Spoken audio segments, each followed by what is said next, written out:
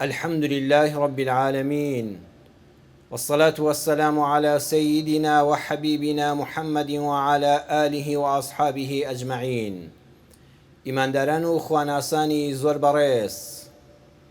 خوای پەروەردگار کە ئێمەی بەندەکانی خۆی زۆر خۆش دەوێ، لە ڕێگەی ئەو قورئانە پڕ بەرەکەت و بەخششەوە بابەتەکانی بۆ ڕوون کردووینەوە بۆ ئەوەی لە ژیانی دنیادا بەسەربەرزی بژین، بۆ ئەوەی لەم دنیادا کە تاریکی زۆری تێدایە و تاریکستانێکە ئێمە بەرچاومان ڕۆشن بێ، بە بەرچاوڕوونیەوە هەنگاو هەڵبنین، بۆ ئەوەی عاقبەت خێر بین، بۆ ئەوەی لە کۆتایی تەمەن و بەجێهێشتنی ئەم دنیادا ئاخی پەشیمانی هەڵنەکێشین. پەروەردگار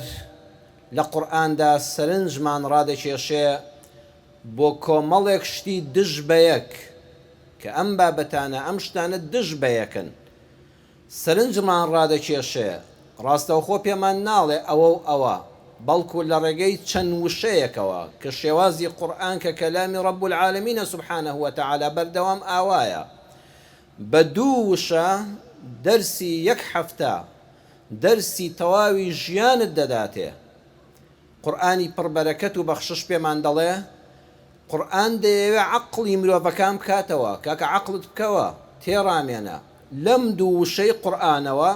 تۆ دەرسی دین و ژینت وەرگرە. لە سوورەتی فاتر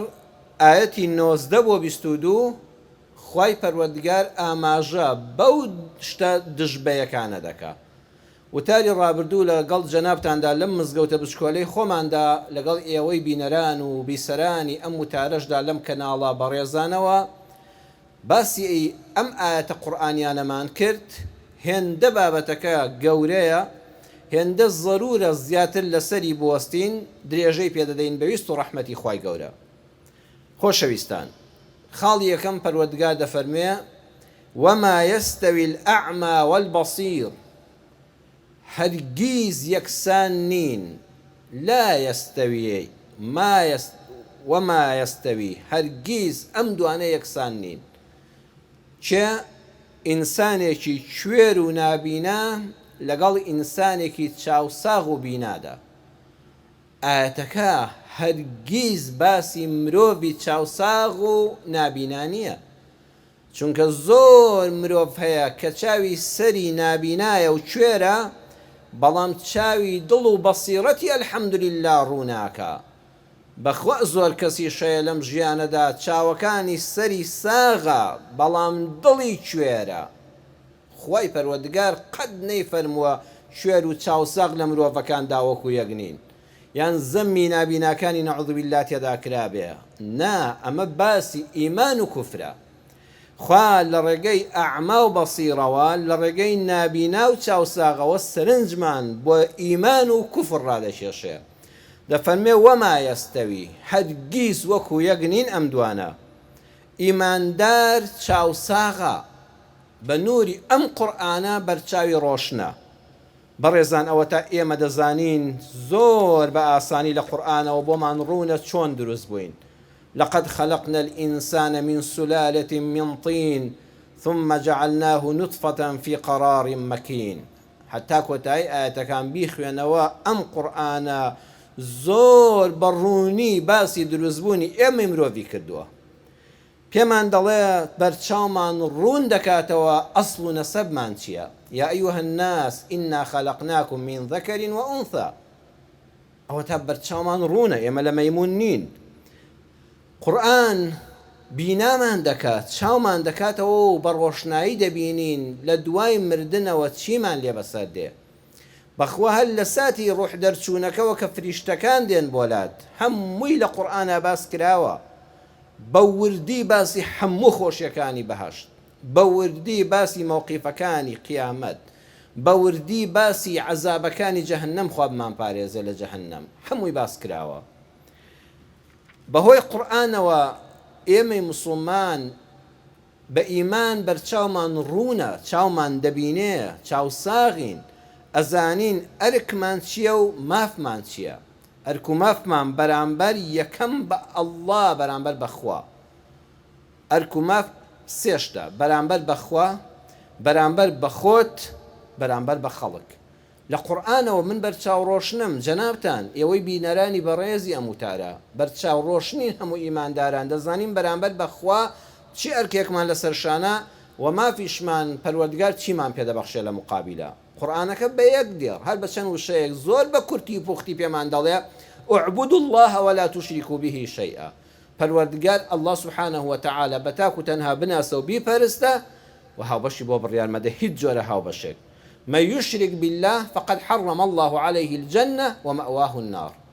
هەر کەسێک هاوبەش بۆ پەروەردگار بڕیار بدە هەر جۆرە هاوبەش پەرستەیەک بێ ئەوە لە بەهەشت بێبەش دەبێ و جێگا و مەوای جەهەنەم دەبێ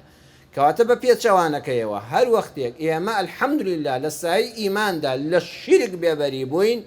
بە یەقینەوە مافەکەمان لای خوا ئەوەیە بەهەشتمان دەداتێ لێمان ڕازی دەبێ و بەهەشتمان دەداتێ چاو لێ بەرامبەر بەخوا لە ئەرک و مافات چەند چاوڕۆشنین شەریکی بۆ بڕیار مەدە و بە حەق بیپەرستە مافەکەت دەچێتە سەر خوا لێت ڕازی دەبێت لێت خۆش دەبێت و دەخاتە بەهەشتەوە ئەی بەرامبەر بە خەڵک بەرامبەر بە خۆت اینجا دوای خوا خۆت وكلوا واشربوا ولا تسرفوا خۆت ئیهمال مەکە بخۆ لە خواردنی حەڵاڵ بخۆوە لە خواردنەوەی حەڵاڵ بەڵام زیادەڕەوی مەکە خۆت بە هیلاکە مەبە خۆت تووشی نەخۆشی مەکە تەندروستی خۆت پارێزە ئەو بەرامبەر بە خۆت ولا تحرموا طيبات ما أحل الله لكم ئەو حەڵاڵانەی کە پەروەردگار پاک و بۆن خۆشن و حەڵاڵی خۆتان و خوا حەڵاڵی کردوون لە خۆتانی حرام مەکەن بە ناوی دینەوە بە ناوی دنیا نەویستیەوە وەکو میلەتان و ئاینەکانی پێشوو کە دەستکاری دینەکەیان کرد بۆ ئەوەی لە خوا نزیک ببنەوە خۆیان ڕەزیل دەکرد برسی دەکرد تینوو دەکرد بێبەرگ دەکرد خۆیان نەدەشت خوا دەفەرمێ ئێوە وامە بن بەرامبەر بە خۆت ئاگادار بە ئەوە ئەرکتە و ئەوە مافتە بەرامبەر بە خەڵک لە دایک و باوکتەوە وبالوالدين إحسانا أجر مسلمان بون أجر كافر بون وصاحبهما في الدنيا معروفة چاولێ بەرچاو دڕوونە ئەرک و مافت چێ لەگەڵ دایک و باوکتدا بەرامبەر بە منداڵەکان و جگەر گۆشەکانت ولا تقتلوا أولادكم خشية إملاق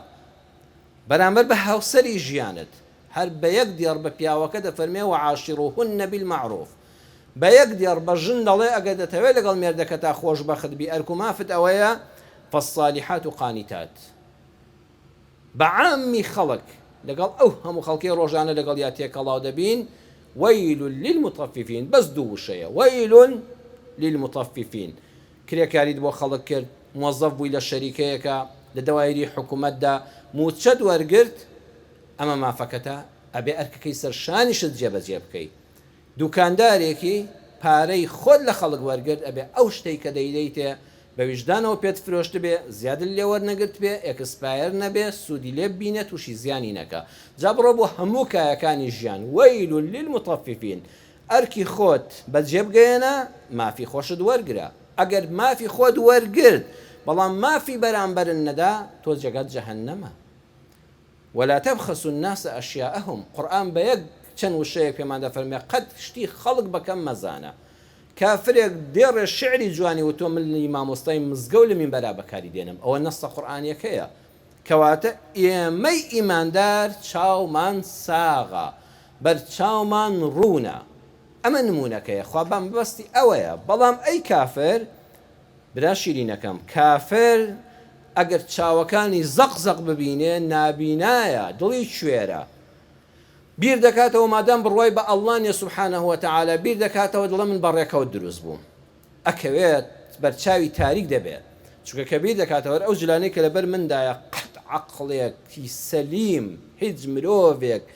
کە ڕەش و سپیلێک بکاتەوە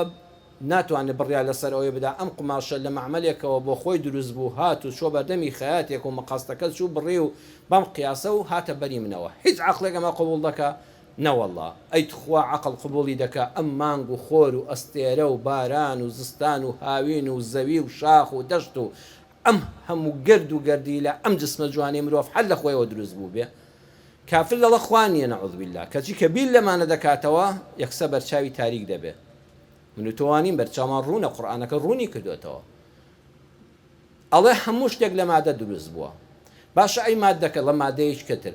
ئەی مادەیەکی تر ئەی دەبێ ئەی پێش ئەم مادە خاڵی کۆتا لەکوێدا بێ کاکە بەرچاوی تاریک دەبێ بەخوا کافرەکان زۆر داماون بەرچاوی تاریک دەبێ خەریکە مێشکی دەتەقێ خوا دەفەرمێ قەت تۆی ئیمانداری چاوڕوون و چاوساق وەکو ئەو شوێرەنی کە کافرە کە دڵی شوێرە کە بە کوفر بەرچاوی تاریک بووە قەت وەکو یەک نین سوپاسی خوا بکە کە تۆ ئیمانت هەیە ئەم ئاەتە قورئانیە پێمان دەڵێ ئەگەر کەسێک شوێرێک چاک بکاتەوە دوای ئەوەی ئەم دنیای بە تاریکی دەبینێ ئەبێت دەستی بگری توخوا پزیشکێک بێت چاکی بکاتەوە چاوەکانی بۆ ڕووناک بکاتەوە ئەم کەسە چەندە ئەجری لای خوا گەورەیە چەندە جێگەی ڕێز و حرمەتە و هەموو دنیا بە ڕێزەوە باسی دەکا دەی بەخوا بە ملیارەها جار خێرترە و گەورەترە و پلەت بەڵندترە ئەو کەسەی کە کافرێک مسلمان دەکا کە بێ بڕوایەک هیدایەت دەدا بۆیە بەڕێزان ئەو کەسانەی کە مەلای پڵاوخۆر نین مەلای حیزبی نین مەلایەک نین قڕمیشکراوی ئەم و ئەو بن مجاهدی فی سەبیلی اللان عالمی ڕەبانین بانگخوازی بۆ خوا سوڵحاون الحەمدولله بەدەستی خۆیان کاسبی دەکەن منبەر و میحرابیشیان گرتووە لە پێناوی بەس ئەڵڵادا واللهی ئەوانە ئەو بانگخواز و عالمە ڕەبانی و خواناسانە زۆر زۆر زۆر دەبێت لە لای خەڵکیش و لە لای خوش پلەیان بەرزتر تەماشا بکرێ و ئەجریان گەورەتر بێت لە دکتۆرێک کە نەک عملیاتی چاو دەکا کە چاوی کوێر ئیسا ئاسا چا دەکاتەوە بەڵام بەداخەوە ئێستا ئەمڕۆ بەهۆی ئەوەی کە خەڵک وەکو پێویست لە شتەکان حاڵی نییە قەدری بانگخوازان نازاندرێ ئێمە هەروە دەزانین خێر و خێرات ئەوەیە پارە بدەی بە فەقیر و هەژار عملیاتێکی بۆ بکرێ بەخوا گەورەترین ئەجر ئەوەیە کەسێکی گومڕا و لادین و بێدین و کافر لەسەر قسە و دەستی تۆ هیدایەت وەرگێ ئەوە چاوساخکردنەوەیە چونکە وەکو من تۆ الحەمدولله بە نوری ئیمان ئەمجا چاوی ڕۆشن دەبێت ئەوە مانای ئاەتی وما یەستەوی الأعمى والبصیر دوام دوای ئەوە پەروەردگار سرنجمان ڕادەکێشێ و دەفەرمێ وەلا الظولومات ولا النور هەرگیز تاریکەکان و تاریکستانەکان لەگەڵ نور و ڕۆشناییەکەدا وەکو یەک نین جا سرنجی وردی قورئان بدەن قەد ئەم دوانە وەکو یەک نین دەفەرمێ الظولومات ظولومات جەمعە یعنی تاریکیەکانیش لە ناو خۆیاندا وەکو یەک نین چونکە لایەکە دووبارە بۆەوە نەیفەرموو وەلا الظولومات والنور فەرمووی وەلا الظولومات ولا النور بەهۆی ئەو لایەوە پێمان دەڵێت تاریکستانەکانیش وەکو یەک نین تاریکستانەکان یعنی چی یعنی بیری مرۆڤ دەستکردی مرۆڤ ئەوەی کە ئینسان بۆ ئینسانی دادەنێ و دەڵێ شەرعی خوا دنەوێ قورئانت دنەوێ وەرە بە قسەی من بکە بەڕێزان ئەمە هەمووی تاریکستانە جا هەندێکیان حەد زۆر زۆر تاریکە هەیە کەمتر تاریکە ئەم ظولوماتە بە جەمع هاتووە پێمان دەڵێت جەنگەڵێکە نە کەس بەڕبەی کەس دەپێوێ نە کەس لە مەڕی کەس دەخێوێ نە کەس دان بەشتی کەس دادەنێ کورد واتەنی نە کەس کتێبی کەس دەخوێنێتەوە بەڕێزان مێژوو خوێندنەوە مێژوو خوێندنەوە بۆ ئەوە نییە چەند کتێبت خوێندۆتەوە بەخوا من مێژوو زۆر دەخوێنمەوە کە مێژووت خوێندەوە ئەمجا بەرەکەتی ئەم قورئانت بۆ دەردەکەوێت ئەمجا هەموو مێژوو یەک گوشەیە پێمان دەڵێ هەمووی ظولوماتە ئای چ تاریکستانێک کە مێژووی مرۆڤەتی بەڕێزان کاتێک دەبینی مەسیحیەکان چیان بە یەک کردووە لە مێژوودا ئەو زەمانە کە مرۆڤ زۆر کەم بۆ بە ملیۆن خەڵکیان لە یەک کوشتووە لافاوی خوێنیان هەڵساندەوە بەس مەسیحی کوشتۆ لەسەرەوەی مەزهەبی ئەم جیاوازە لە مەزهەبی ئەو بەس بزانن مێژوو بخوێننەوە جوولەکە و مەسیحی چیان بە یەک کردووە بەس مێژوو بخوێننەوە چ تاریکستانێکە جەنگی جیهانی یەکەم و دووەم کە زۆر لێمان دوور نییە بگە ڕۆژگاری ئەمڕۆی خۆمان بەڕێزان چ تاریکستانێکە کە مێژووی کورد دەخوێنمەوە شەڕی براکوژی لە شاخ ئەوەندە حیزبە کوردی هەبوو هەمووی ناوی پێشمەرگە بوو چیان بە یەک کردووە وەرە مێژوەکە بخوێنەوە چ تاریکستانێکە چ کاولکاریەکە چ کوشت و بڕێکی ناڕەوایە دواتر لە دوای ڕاپەڕین و قۆناغی شار و حکوومەتیش چ شەڕی براکوژیەکی تاریکستان بووە ئەوە ئێستاژ وایە بزانە کەس دانی خێر بە کەس داناهێنێ هیچ حیزبێک حیزبەکەی تری پێ ڕاز نییە هیچ باڵێک لە ناو حیزبێکە باڵەکەی تر کە هاوفکری خۆی نییە و هاوجەماعەتی خۆی نێ پێ ڕاز نییە هەمووی تاریکستانە بەڵام نور النور خوا فەرمووی یەکدانەیە چاو لێ نور جەمعی نییە نوری خوا ئەو قورئانەیە ئەو قورئانە تاکە یەک کتێبە یەک مەنهەجە یەکدانەیە ئەگەر لە سەری ڕۆیشتی پێویستیت بە مەکاتیبی زۆر گەورەش نییە بە حەزاران مجەلد کتێب لە پشتەوە بێ یەک کتێبێکە قورئانە خوا فەرمووی ئەمە نور و ڕۆشناییەکەی منە غەیری ئەم قورئانە بە نەسی ئەماتێکە بۆ باسکردن هەمووی ظولوماتە هەمووی تاریکستانیە ئەوەی لەگەڵ ئەم قورئانەدا بێت لەسەر ڕۆشناییە بەڵام مێژووی مسلمانانیش بخوێنەوە چاو لێکە لە قورئانەکە لاماندا یەک کتێبمان هەیە کە قورئانە و خوا فەرمووی ئەمە نور و ڕۆشناییە ئێستا مسلمانان لە ڕابردووشدا هەل زەمانێکی کەم لە دوای وەفاتی پێغەمبەرەوە صلی الله عليه وسلم ڕۆحم بە قوربانی پیرۆزی بێ تا ئێستاش مسلمانان بەداخەوە پارچە پارچە بوون بەخوا ئێمەش لە تاریکستانە دەژین چونکە خوا لەو قورئانەیە فەرمی واعتصموا بحبل الله جميعا ولا تفرقوا حبلی خوا یەکدانەیە کە لە ئاسمانەوە هاتووەتە سەر زەوی قورئانە ئەوەی دەست بەم قورئانەوە بگرێ سەرفرازە کە دەستت لە قورئانەکە بەردا پارچە پارچە دەبی ئەمڕۆ مسلمانان ئەوان دەیان کتێبیکان لەگەڵ قورئانە داناوە ئەڵێ قورئان لە مەنهەجی قورئانە دەڕۆم بەڵام من لەسەر عەقیدەی فڵانم هەر لە عەقایدی ئیسلامیدا عەقیدەی فڵانی و فڵانی و فڵانی منهەجی ئەوە و ئەوە چاو لێ مسلمانان چۆن تەفرەقە بوون ئەمجا هەر یەکە خۆی گروپەکەی جەماعەتەکەی تاقمەکەی بەس خۆی پێڕاستە لەگەڵ منای مەدحت دەکەم ئەهلی سنەت و جەماعەتی و ئەهلی قیبلەی و ئەهلی قورئانی ئەگەر جلەکانت کە تافیەکەت وەکو من بێ جلەکانت ئاوا شۆڕ کردبێتەوە نەعلەکەت وەکو من بێ شڕواڵەکەت وەکو من کورد بێ ڕیشت بە ئەندازەی من درێژ بێ ئەو بۆ یاخی من لە ڕیش و سەرمی دەدەم بێ تۆش ئەوە لێدا بێ لە فڵان کەناڵەوە گوێ لە وتار بگری نابێت لە کەناڵی تری ئیسلامیەوە گوێ بگری لە فڵان مزگەوت نوێش بکەی نابێت بچێ مزگەوتێکی تر نابێت فڵان کەس مەرحەبایی بکەی نابێت ڕێزی لێ بگری ئەبێت تەعنی لێ دێ ئەبێت قسەی پێ بڵێ هەر لەناو خۆیاندا دیسان چەند جەماعەتی کەبوون ئەگەر مێژووی مسلمانان بخوێنیەوە سەیرەکەی مسلمانان دەستیان چۆتە خوێنی یەکتر زۆر جار ئەوە هەموو ئەنجامەکەی ئەوەیە خوا فەرمووی نورەکەی یەکدانەیە بەڕێزان نوری خوا یەکدانەیە بەڵام ئەگەر لەو نورە لاماندا و پارچە پارچە بووین ولا تەفەڕەق و ئێمەش دەکەوینە تاریکستانەوە بگەڕێنەوە بۆ قورئان تەنها قورئانی پڕ بەرەکەت و بەخشش هەموو مسلمانان کۆ دەکاتەوە و بەرچاومان ڕۆشن دەکات و ڕێگامان ڕاست دەکات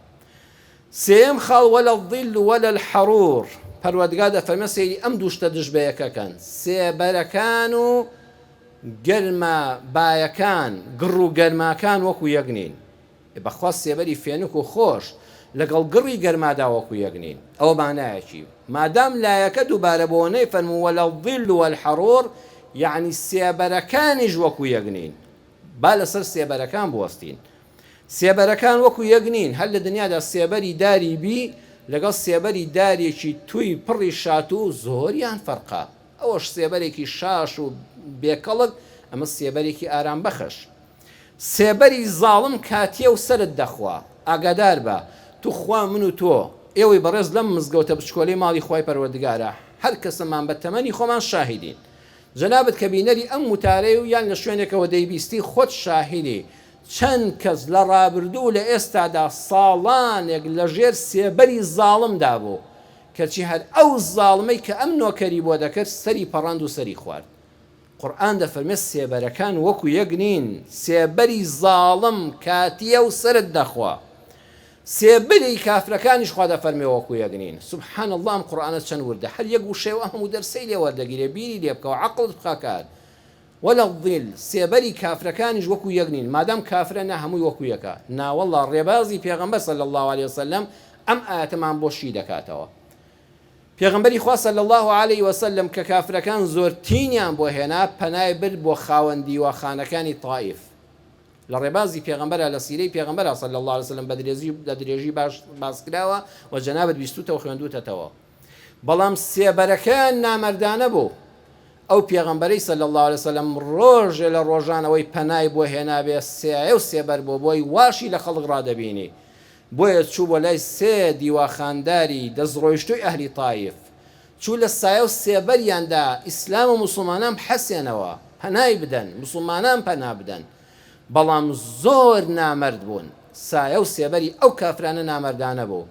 وەڵامیان بە ناشیرنیدایەوە هەرزە و نەفامەکان و بەخشراوەکانیان شوێن خست تەنەکەیان بە شوێنە لێدا بەربارانیان کرد قاچی پیرۆزیان مبارەکیان خوێناوی کرد بەڵام دێتەوە بۆ مەککە ئێستا لە تائیفەوە وەڵامیان نردووە مەککەیەکان محەممەد هاتووە پەنای بۆ ئێمە هێنا و دەرمان کردو ئێوە ژوەری مەگرنەوە مووقفێکی زۆر خەتەرە هیچ مسلمانێکیش دەسەڵاتی نییە پێغەمبەری خوا صلی الله علیه وسلم لە شێوەی ژیانی دنیاییدا پارێزێ سنەنی کەونیە خۆ خۆی پارێزێ بەڵام ئەمە دەرسە بۆ ئێمە دیسان پەنا بۆ کافرێکی تر دەبا کە مطعیمی کوڕی عەدیە بەڵام ئەم خاوەندی وەخانێکی خاوەن سێبەرە سێبەری مەردایەتی هەیە خۆ مطعیم حتا مردیش بە کافری مرد بەڵام مێژووی ئیسلام بەڕێزەوە ناوی دێنێ چونکە وتی وەرە محەممەد پەنای منەوە بە خۆی و بە کوڕەکان و خزمەکانیەوە چوە دەوری کەعبە چەکەکانیان بەدەستەوە بوو وتی محەممەدی کوڕی عەبدوڵڵا لە پەنای منایە هەر کەسێ دەستی بۆ بەرە دەستی دەبڕم کەس نەیتوانی دەست بۆ پێغەمبەری خوا درێژ بکا و ئازار و ئەشکەنجەی بدا بە سەلامەتی هاتەوە مەکە و ناو ماڵی خۆی کەواتە ئەوەش هەر کافرە بەڵام سێبەرەکەی سێبەری پیاوێکی مرد و پیاوانە بوو سێبەری نەجاشی پاشای حەبەشە خۆ مسلمان نەبوو لەسەر دینی مەسیحێکێکی شێواوە بوو سەلیبیشی لە ملدا بوو پێغەمبەر صلی الله علیه وسلم کاتێ مسلمانان تینیان بۆ هات فەرمووی بڕۆن بۆ ئەرضی حەبەشە بڕۆن بۆ لای نەجاشی بۆ لای پاشایە کە لا يظلم عنده ئەحەد ئەو پاشایە کە ناوی نەجاشیە و مەسیحیە و پاشای حەبەشەیە لا يظلم عنده ئەحەد هیچ کەسێک ستەمی لێ ناکرێ وهي ئەرض صدق ئەوە شوێنێکی باشە کەواتە ئیسلامی ئێمە پێمان دەڵێ هەر ئەرزێک کە خوا پەسەندی کردووە ئەو ئەرزەیە کە ستەمی لە هیچ بەندەیەکی خوا تێدا ناکرێ ئەگەر ناو خاچی کافرانە مادەم ئازادیت هەیە بە دینی خوا بە ئازادی دەتوانی پیادەکەی بەڕێوەی بەری ئەوە ئەرضی سیدقە لەسەر قسەی پێغەمبەر صلی الله علیه وسلم بۆیە ئەم پاشایە سێبەری هەبوو واقعاً سێبەری هەبوو هەرچەند کافر بوو دواتر مسلمان بوو هەرچەند سایە و سێبەرەکەی هی دەوڵەتێکی مەسیحی تەحریف کرا بوو کە دەیانگوت نەعوذ بالله عیسا کوڕی خوایە بەڵام کاتێک کە قوڕەیشیەکان زانیان مسلمانەکان چوونە ئەوێ جا مسلمانەکانی کە کۆچ کردوو بوون بۆ حەبەشە سیرە دەبێ ئەوە بخوێندرێتەوە داخی گرانم مامۆستا هەیە 40-50 دقە هەفتانە سیرەی پێغەمبەر صلی الله علیه وسلم بۆ خەڵک شی دەکاتەوە بەس حکایەتمان بۆ دەژێڕێتەوە پێمان دەڵێ سیرەی پێغەمبەر صلی الله علیه وسلم دەرسی ژیانی ئەمڕۆی تۆیە باشە بۆچی پێغەمبەر صلی الله علیه وسلم کە مسلمانەکانی نارد عوثمانی کوڕی عەفانی قوڕەیشی تێدا لەگەڵا کە پیاماقوڵی قوڕەیشە و هێز و توانای هەیە بیپارێزێ جەعفەری ئامۆزای لەگەڵا ڕوقیەی کچی کە خێزانی عوثمانە لەگەڵا عەبدوڕەحمانی کوڕی عەوفی دەزڕۆیشت و دەسەڵاتداری لەگەڵا هەر فەقیر و هەژار نەبوو ئیسلام لەوێەوە پێیوتین مسلمانان دەبێت ژیر بن پێغەمبەر صلی الله علیه وسلم بۆ ئەوەی بنکەیەکی مسلمانان لەوێ پارێزراوە بێ ئەگەر ئێمە هەموو لەمە کەفەوتین تۆوی ئیسلام لە حەبەشەوە جارشکە سەر هەڵدەداتەوە بە کوردی خۆمان پێوتن هەموو هێلکەکانت مەکە سەبەتەیەوەکەوە ئەی مسلمان بۆی ئەگەر ئەم سەبەتەشیان هێلکەکانی شکان تۆ بڕاو و دوابڕاو نەبی هێلکەکانی تر لە سەبەتەی شترا سەلامەتن ئەمە سیرەی پێغەمبەر صلی الله علیه وسلم ئەو ڕێبازدە پێیوتین نەجاشی فعلەن سایە و سێبەری هەبوو سێبەرەکان وەکو یەکنین وەلە ڵدیل سێبەری کافرەکانیش وەکو یەکنین کاتێک کە قوڕەیش دوو کەسی زۆر زمانلووس قسەزان دیبلۆماسیان نرد کە عەبدوڵڵای کوڕی ئەبی ڕەبیعە و عەمری کوڕی عاز بوون دەست و دیارێکی زۆر گران بەها و بە قیمەتیان لەگەڵ خۆیان دابرد پێش ئەوەی نەجاشی ببینن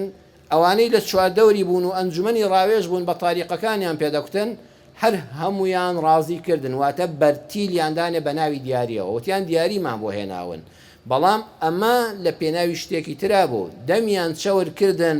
ئەم زێڕوگ و مادەگران بەهایانیان بینی هەمویان قەناعەت پێکردن کە لەبەر دەمی نەجاشیدا دیفاع لەم دیبلۆماتانەی قوڕەیش بکەن و ئەم مسلمانانیان بدەنەوە بۆیە کاتێک کە چوونە لای نەجاشی وتیان قوربان ئەمە دەست و دیاری قوڕەیشە بۆ جەنابتیان ناردووە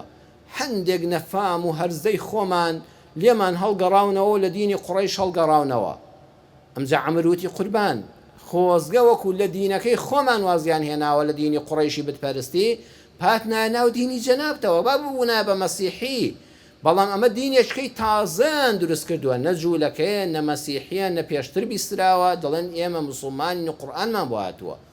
ئەمانە کەسانێکی جێرە شێوێنن ئەمانە هاتوون دڵنیا بە خاکەکەی تۆش دەشێوێنن ئەمانە قوربان ڕەیان بەرامبەر بە عیسای کوڕی مەسیحی مەریەمیش باش نییە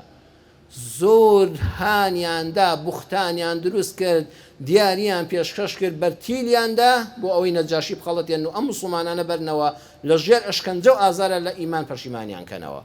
بەڵام سەیری سایە و سێبەری نەجاشیکە وتی نە حتا گوێیان لێ نەگرم حتا قسەیان لەگەڵ نەکەم من بڕیار نادەم وتیان قوربان ئەوانە پیاوی مەجلیس نین شایان ئێوە نین لەگەڵ جەناب تا قسە بکەن وتی نابێ ئەوانە پەنابەرن لە لای من حتا گوێیان لێ نەگرم چۆن تەسلیم بە ئێوەیان دەکەمەوە بانگی کردن ئەوانیش زۆر بەعاقڵی یەک نوێنەر جەعفەر قسەی کرد باسی پێش ئیسلام باسی کەسایەتی محەممەد صلی الله عليه وسلم باسی پەیامی ئیسلام باسی پەیامی ئیسلام و قورئان بەرامبەر بە عیسا و مەریەمی دایکی زۆر ژیرانە و عاقڵانە لە چەند خولەکێکی کەمە وتارێکی کورتی پێشکەش کرد نەجاشی وتی ئەو دینە حەقە بەدەست بەتاڵی بڕۆنەوە دیارەکانیش لەگەڵ خۆتان نابنێرنەوە هەرچی دار و دەستەی نەجاشی ویستیان قەنەعەتی پێ بکەن قوربان بیاندەوە خزمی خۆیانن باشتریان دەناسین نەجاشی وتی نابێ قەد میوانەکانم تەسلیم ناکەمەوە بڕۆن بە ئازادی تا بە ئێمە ڕازی بن خواپەرستی خۆتان بکەن چەند ساڵ لەوێمانەوە ئەم دەرسە گەورە پێمان دەڵێ خۆ ئەوەش هەر کافر بوو لەسەر دینێکی دەستکاری کراو بوو دینی مەسیحیان دەستکاری کردبوو بە کوفر دەژیان سەلیبیان لە ملا بوو بەڵام سایە و سێبەریان ڕازگۆیان نەبوو بە من و بە تۆی وت مسلمانی ڕاستەقینەش دەبێت سایە و سێبەری ماڵەکەی میوانەکەی پارێزێ قەد نابێ میوانەکەت بفرۆشی بەخوا هەیە میوانی خۆی فرۆشتووە قەد نابێ میوانەکەت کە لە ناو ماڵەکەی تۆدا قسەیەکی کرد قسەی بە حکومەت وت دەردە دڵێکی خۆی گوت زەمی فڵان کەسی کرد مادام لە سایەی ماڵەکەی تۆدا کردوێتی بە بیپارێزی بەڕێزم نابێ بچیوە فڵان کەسی بجاڕیەوە خەڵک هەیە پەنا بەخوا لەم زەمانەدا لە ژێر سایە و سێبەری ماڵەکەیدا دەنگی خەڵکی تەسجیل کردووە وتێتی فڵان میوانم هاتووە ئەوە قسەکانێتی بە موبایل تەسجیلم کردووە ئەوە لە تۆ ناوەشێتەوە ئەمەیە وەلە الظیل قەت سێبەرەکان وەکو یەکنین قەت سێبەری ئەم پیاوە لەگەڵ ئەو پیاوە قەت سێبەری ئەم بێدینە لەگەڵ ئەو بێدینەدا بە یەک چاو تەماشامەکە هەڵی سەنگێنە بەڵێ وەلە الظیل پێمان دەڵێ هەرگیز یەکسان نین سێبەری ئەو کەسەی کە دوای ماندوو بوون دوای کاسپیکردن دوای عەرەق ڕشتن و هەوڵدان ئای کە خۆشە دەیتەوە بەر سێبەر چ چێژێکی هەیە خواگە دەیتە ژێر درەختێک هەست سێبەری هەیوانی ماڵەکەتەوە پشۆبایەک لێ دەدات چەند فێنێک دەبێەوە چێژی لێوەردەگری بەخوا سێبەری ئەو ماڵی کە بە ڕەنجی شان پەیدات کردووە بەرهەمی ڕەنجی خۆتە سایە و سێبەرە بۆ خەڵکیش بەڵام ئەو کەسەی حازر خۆری بەر سێبەرە بەداخەوە بەهۆی جاسووسی بە مەعاشی بندیوار دائیمە لە سێبەرە پاڵی داوەتەوە بێچێژە و بێخێرە بێچێژە و بێخێرە باس سێبەرەکانمان دوای ماندووبوون بێ حازر خۆری بەر سێبەر نەبین